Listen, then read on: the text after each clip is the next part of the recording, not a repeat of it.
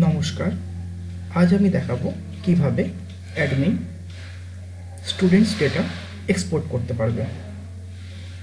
প্রথমে আমাকে log in করতে হবে admin log in user name password থেকে।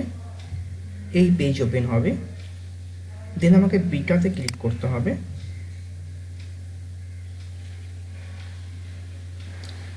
বিটায় ক্লিক করার পর নতুন এই পেজ ওপেন হলো।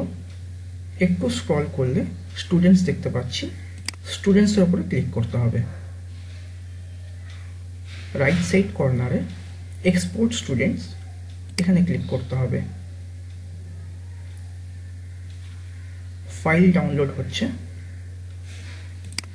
ফাইলে ক্লিক করলাম।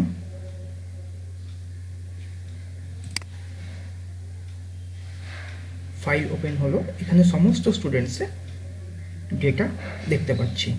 ধন্যবাদ।